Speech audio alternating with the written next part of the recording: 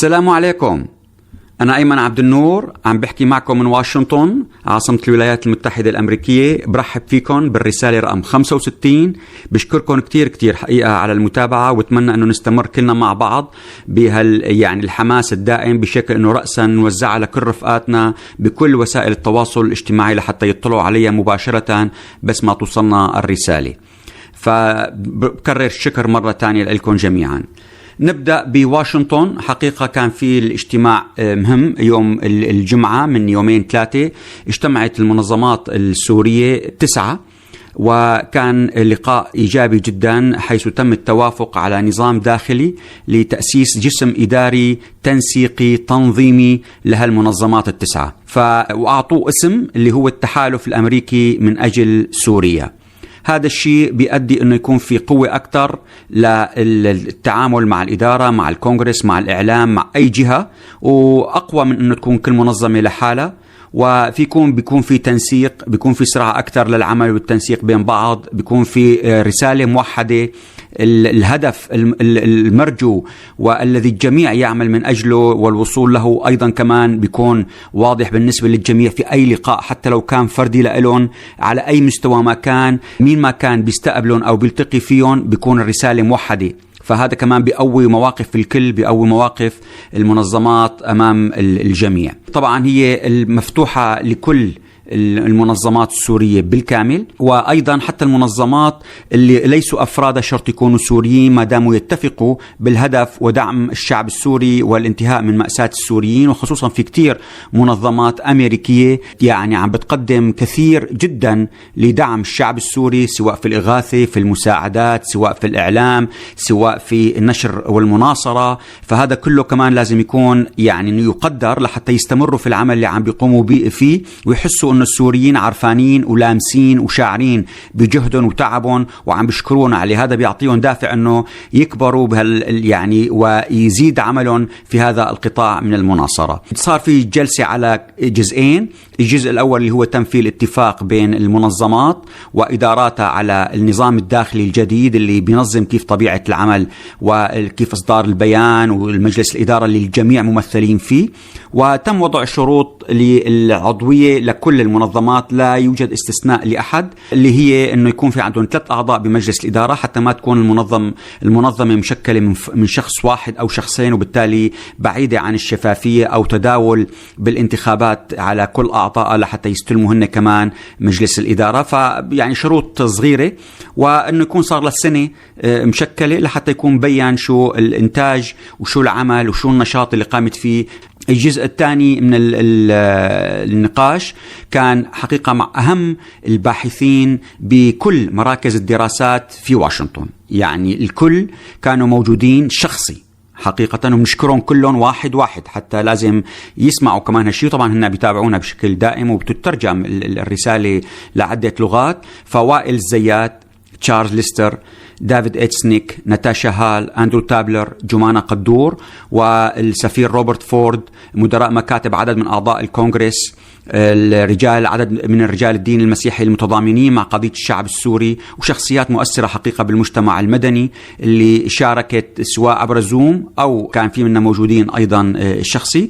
واعتذر عن الحضور السيد إيثن جولدريتش اللي هو معاون نائب وزير الخارجية المسؤول عن الملف السوري، بسبب كان بطريق السفر راجع من جنيف اللي كان هناك عم بيتابع شو اللي عم بيصير مع اللجنة ومفاوضات اللجنة الدستورية.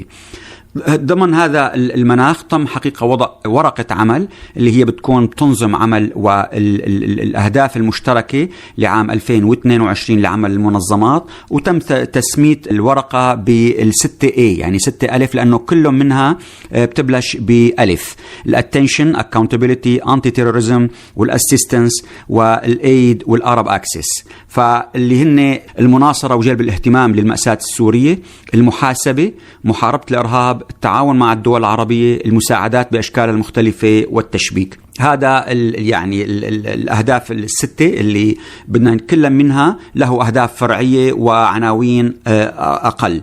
كان في أسئلة كتير اجت حقيقة، آلاف حتى احكي بدقة آلاف الرسائل على مختلف وسائل التواصل، عديد من الأسئلة الأهم اللي هي إنه شو هو هذا الجسم، هل يعني هذا إنه انصهرت؟ فرح أنا أعطي عدد من الأجوبة اللي بتغطي معظم تلك الأسئلة. لا يوجد انصهار ولا يوجد دمج، هذا جسم إداري جديد وكل المنظمات ممثلة بمجلس إدارته، وبالتالي كل منها يحتفظ بخصوصيته، والجميع مدعو سوريين وغير سوريين للمساهمة ما دام يعني يتفق مع الأهداف العامة، والشفافية كاملة بين كل الأعضاء والمنظمات، والتنسيق من أجل إصدار بيانات، اتخاذ إجراءات أو خطوات أو لقاءات أو بيانات أو يعني إيفنتات بالمناسبات الهامة للثورة السورية وتشمل الكل. فهذا باختصار شديد الشيء اللي توصلنا إنه، وهذا بيعطيها إنه دور تقدر بقى تنسق أيضا حتى مع منظمات وتكون نموذج للمنظمات السورية في أوروبا مثلا، في تركيا، في دول الخليج، في الدول العربية، لحتى تكون كمان تنسق بين بعضها وتتضامن وتكون تشكل وحدة أفضل بكتير ما تكون لحالها. أيضا في نشاط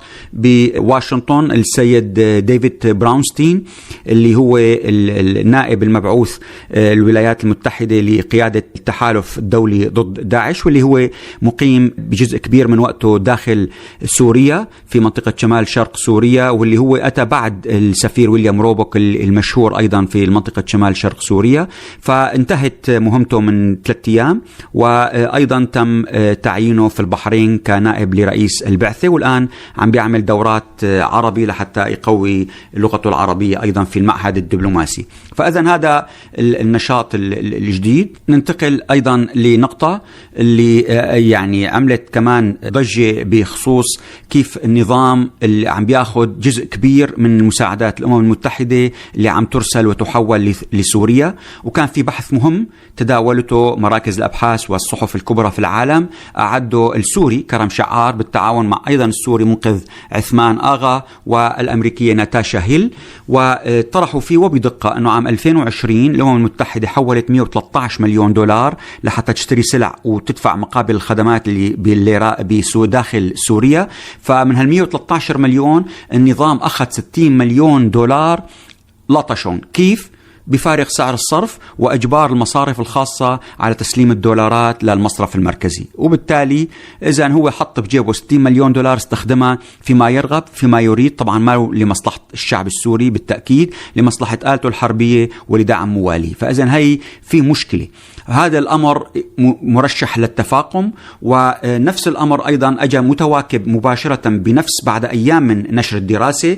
شركة تحويل الأموال الأمريكية ويسترن يونيون علقت الحوالات المالية لأيام في سوريا. طبعا هي كانت الشركة الوحيدة اللي بتعمل أثناء فترة من 2011 للآن، وشركة أمريكية، وبالتالي معروف أنه شركة ويسترن يونيون أرقام صغيرة في التحويلات، يعني مثلا بيبعتوا شهريا $100-125 لأهلهم وقرايبينهم. إذا كان في حاجة لموضوع مثلا أكبر، في تصليح في مشفى، بدهم يدخلوا لمشفى، بدهم تكاليف، فبيبعتوا لهم المبلغ الأكبر هو $1000. فاللي كان مسموح فيه للسوريين اللي في الولايات المتحدة. وغالبا الآن عم بيبعتوا بقضايا أنه يشتروا مولدة ما في كهرباء، لا أو يشتروا خلايا الشمسية من أجل يعني أنه التدفئة ومن أجل شوي كهرباء لحتى يقدروا. فهذا هو يعني هي خلاصة القصة كلها. لكن الحقيقة الأمر اتضح خلال خاصة آخر كم سنة صار في تقارير واضحة عم بتقول أنه هذا الشيء النظام عم بيستغله مباشرة لصالحه. يعني الناس اللي عم تبعت من الولايات المتحدة عم تتعب بالمصريات تبعها يعني، وعم تدفع عليها ضرائب. يعني حتى تقدر تحول $100 لأهلها ولا قرايبينها عم تدفع عليهم 25. هي بالأصل دافع عليهم $25 ضرائب لحتى قدراني محصلتهم من المبلغ الإجمالي للضرائب على الرواتب والأجور أو ضريبة الأرباح تبع الشركات. فبالتالي عم بيجي النظام مباشرة بسبب اللعب بسعر الصرف ويجبر الأهل أنه يستلموا بالليرات السورية بسعر صرف 2500 ليرة، عم بيسرق بحدود 30%. يعني عم بياخد تقريبا من $100 30% $30 وبياخد الدولارات، بيجبر المصارف الخاصة كمان بياخد الدولارات، وإضافة أنه عم بيجبر الشركة وبياخد منها كل المعلومات على مين حول ومين اللي استلم، وبالتالي إما بيبتز الناس اللي يوصلوا المصاري أو عدة دفعات على فترات مثلا خلال سنة، أو بتلاقي بيستدعيهم وليش وصلتوا هيك ومين بعت لك ومين هذا وشو مقدار القربة تبعك وهذا ابنك مطلوب ليش لا يبعت لك، ومن هالقضايا هاي. أنتوا أهلنا وناسنا وفي كل مناطق سوريا حتى نكون واضحين اللي تحت سلطة النظام، إذا بتضغطوا وبتحكوا مع كل المؤسسات السلطات تبعها والمصرف المركزي يطلعوا قرار إنه يتوقفوا عن السرقة لهذه المصاري، بيصيروا يعطوكم الدولار كدولار للأهل اللي عم نبعت لهم، أو يعطون إياها ليرات سورية لكن بسعر الصرف الحقيقي، سعر الصرف الحقيقي اللي بالسوق.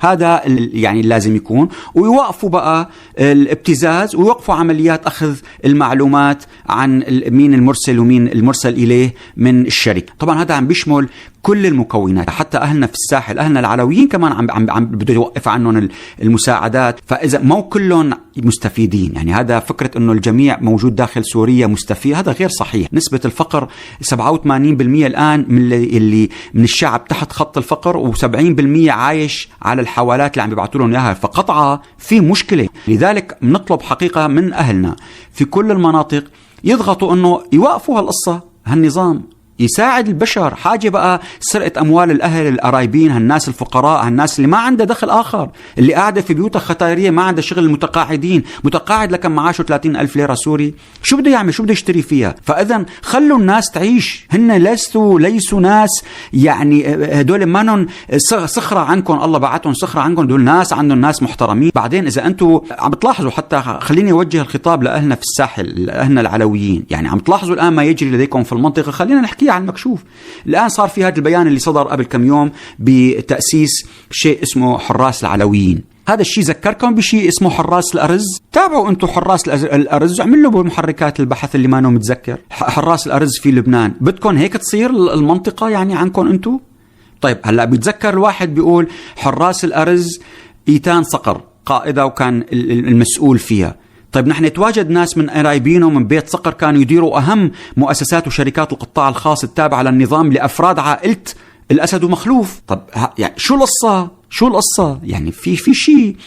هالضغط الآن تخويف لأهلنا بالساحل من الآخرين، هذا مشكلة. طب هذا لوين رايحين فيه؟ لوين رايحين؟ أنا رح أقول لكم وين رايحين. بس اعملوا بحث بمحرك جوجل، بمحركات البحث، بتلاقوا في مقال واضح في يوليو تموز 2020 قبل بحدود سنة وشوي بصحيفة يديعوت أحرنوت بالعربي، باللغة العربية، إنه المستشارين تبع رفعت الأسد في فرنسا، المحامين تبعه حاطط أسمائهم، هن عضو كنيسة سابق من حزب الليكود تبع بنيامين نتنياهو، وأيضا محامي آخر بمكتب حكومي بالقدس، وهدول هن كبار المستشارين تبعه، وأيضا المحامي الإسرائيلي الشهير مردخاي، وواحد تاني هو جيلي ويليام جولدندل، بالحرف حاطين أسمائهم، وأنه هن التقوا مع رفعت الأسد مع مسؤول كبير سابق بجهاز الموساد الإسرائيلي، وصار في حوار، صار في تسريبات بأماكن أخرى كمان بتعملوا عليها محرك بحث. بتطلع لكم أنه رفعت الأسد عم بيروج لفكرة، عم بيحاول يروجها عند الإسرائيليين وعند الأمريكان، أنه يعمل كانتون بالساحل السوري نفس الطريقة اللي الآن عم بيحاولوا يعملوها بالإدارة الذاتية بالشمال الشرقي في سوريا، وأنه عم بيقول لهم للإسرائيليين والأمريكان أنه بشار الأسد ما له شعبية وما له قبول نهائيا بين الناس في الساحل السوري، لذلك هو عم بيطرح أنه أحد أبنائه يكون هو رئيس للإقليم. طبعا الأمريكان بالمقال وفق لكاتب المقالة عم بيقول أنه ما قبضوه بشكل جدي، لكن الإسرائيليين عم بيتابعوا الاقتراح، لذلك هو عنده عدد من الناس القريبين منه. وهذا الشيء اللي بيذكرنا بقضية ليش طرحوا الآن حراس العلويين، هاي المؤسسة، وبالتالي بدنا كلنا ننتبه. وهل أنتم إلكم مصلحة أنه تبقى سلطة العائلة معكم للأبد من أجل تسخيركم كلكم واختطاف، ولا من أجل مصالح خاصة؟ هذا الموضوع عنكم بين إيديكم، أنتم قرروا. وهذا بس عملوا محرك بحث بيطلع النتيجة تبعه. بننتقل لمنطقة شمال غرب سوريا. حقيقة المنطقة في يعني الوضع الآن ما نو مريح. حكي عن المكشوف، يعني إذا المجلس الوطني الكردي اللي هو ممثل بالائتلاف بيطلع بيان بيهاجم الائتلاف اللي هو عضو فيه ضد انتهاكات الجيش الوطني، ففي مشكلة إذن. وبيذكر عدد من الأحداث مع الاسم مع التاريخ شو صار. بيطلع تقرير لصحيفة المونيتور بأمريكا بيتهم انه في صلات بين اشخاص من الجيش الوطني مع شبكات تهريب المخدرات، وبيقوم السيد مصطفى السيجري رئيس المكتب السياسي لجبهة تحرير سوريا اللي هي تابعة للجيش الوطني السوري بيرد وبيقول انه في جهات محلية حولت سوريا بالتعاون مع جهات اجنبية الى ساحة لتجارة المخدرات وتصنيعها، كما ان بعض العصابات في شمال غرب سوريا باتت شريكة في تلك الشبكات. وأكد السيجري نفسه موجود على الانترنت فيكم تقروها انه جبهة تحرير سوريا عملت شبكة امنية سرية لحتى تبحث عن مصادر توريد المخدرات ونقاط بيعها وملاحقة اي جهة يشتبه بارتباطها مع المصنع الرئيسي او الممول. وقال انه تم ضبط العديد من شبكات تهريب المخدرات واللي ايضا شبكات عم تحاول توزع الحبوب على عناصر الجيش الوطني. اذا في مشكلة بدها معالجة. الآن في وفق ما يعني تم إعلامنا كمنظمات الجالية السورية في أمريكا أنه في كتاب الآن رح يصدر قريبا في واشنطن في توثيق كامل لانتهاكات حقوق الإنسان والجرائم اللي مرتكبتها جهات رسمية وفصائل في منطقة شمال غرب سوريا. طيب هذا إذا طلع بده يعمل ضجة، وبالتالي بده يؤدي إلى ردود فعل لدى الإدارة الأمريكية وبده ياخذوا قرارات. وهذا الشيء اللي نبهت منه من آخر رسالتين ثلاثة إنه في قائمة الآن عم تدرس في وزارة الخزانة ووزارة الخارجية بخصوص إدراج عدد من الفصائل وأعطوهم عدد من النقاط يجب أن يلتزموا بها. حقيقة الأمر بده وقفة جريئة من الائتلاف والحكومة المؤقتة مع اجتماع مع المسؤولين الأتراك والمسؤولين الموجودين بمختلف التسميات في شمال غرب سوريا لحتى يعالجوا هالمواضيع قبل ما يطلع الكتاب، قبل ما تطلع تقارير أخرى، قبل ما تطلع قائمة العقوبات، لأنه ما بقت يعني بصير صعب سحبها وبصير صعب تلافي الضرر اللي بده يطلع من إصدار الكتيب وتوزيعه، بده يطلع باللغة الإنجليزية.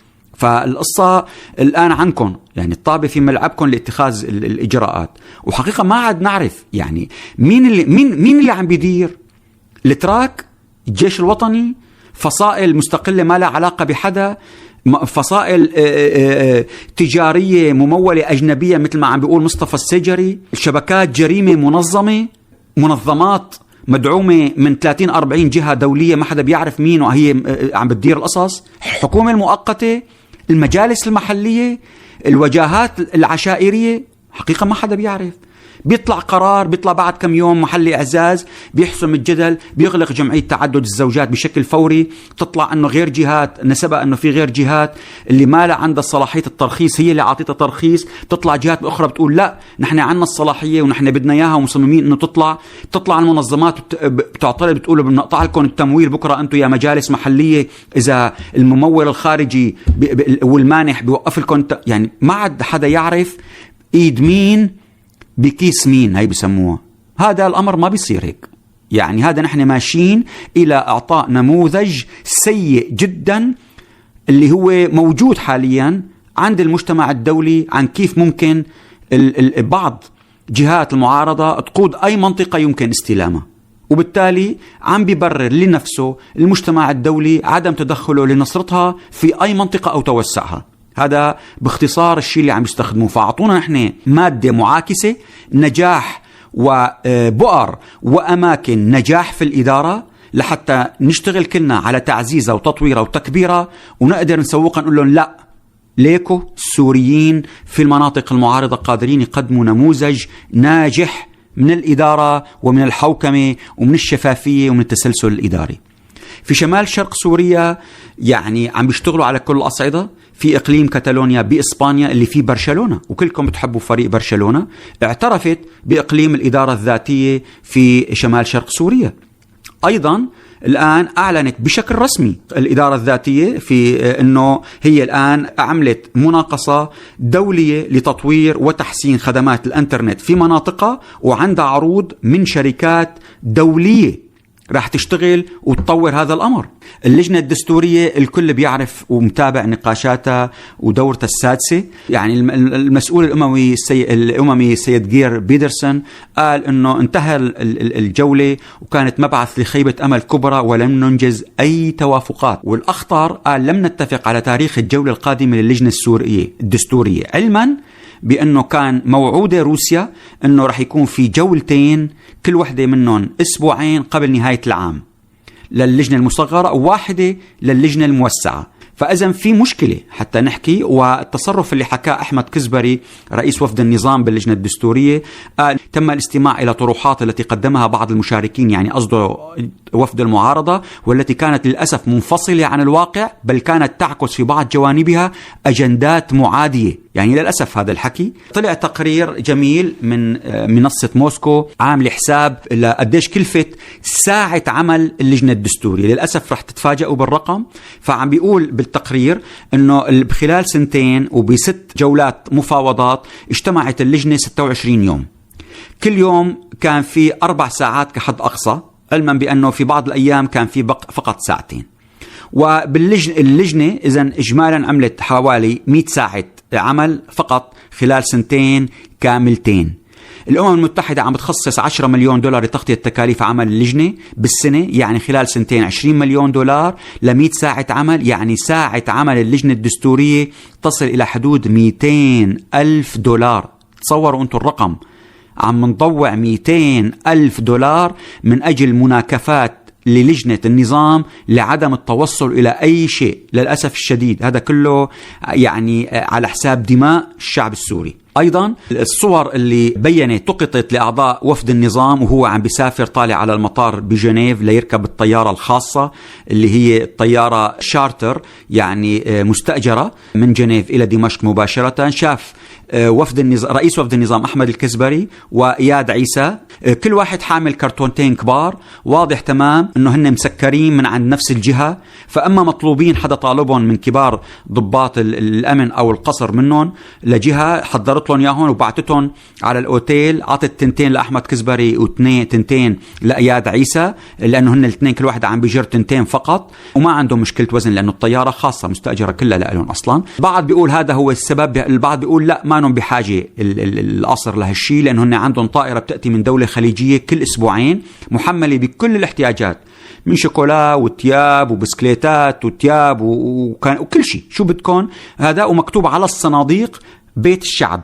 فإذا أنتم كنتوا طالعين على طيارة من دولة خليجية وشفتوا صناديق عم تتحمل أو صناديق يعني بالكراجات الكبيرة مكتوب عليها بيت الشعب، هاي معناتها إلى القصر الجمهوري في سوريا. المشكلة الثالثة حقيقة اللي صارت عملت ضجة مشان الاجتماعات، اللي هي إنه الأستاذ هادي البحرة رئيس وفد المعارضة ليش اضطر يروح في الجولة الخامسة أو الرابعة للقنصلية النظام السوري في جنيف مرتين.